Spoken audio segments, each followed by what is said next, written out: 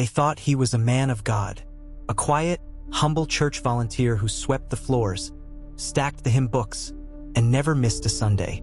But one locked storage room would expose a secret so disturbing, it would shatter a community's faith forever. It began with whispers, odd deliveries late at night, keys jingling in the volunteer's pocket even when no one had given him access. Still, no one questioned him because in small towns, trust runs deep. Too deep. Until one day, a church member went looking for extra folding chairs and found the storage room locked. What she saw when it was finally forced open would make even the detective step back in horror. The man's name was Samuel Price.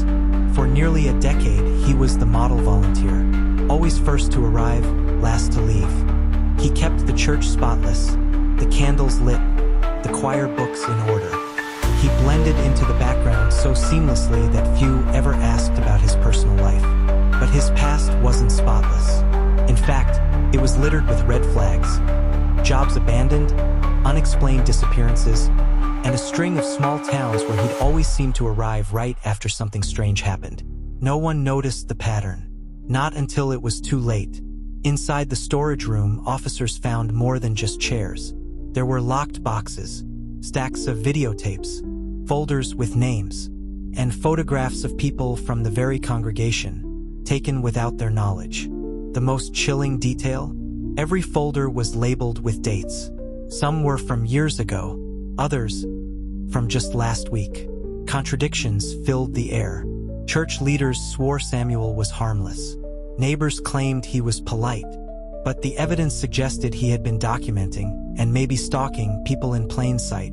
Detectives dug deeper. Why would a man like this need such records? And why were some of the folders missing? An officer quietly admitted that among the boxes was something even darker. Objects that didn't belong in a church. Objects that hinted at a double life no one had ever suspected. Suddenly, Samuel's endless volunteering no longer looked like dedication. It looked like cover. But here's the twist. When police went to arrest him, Samuel Price was gone. The storage room key was left behind, but he had vanished into thin air. And then, 2 weeks later, another church in another town reported a mysterious new volunteer.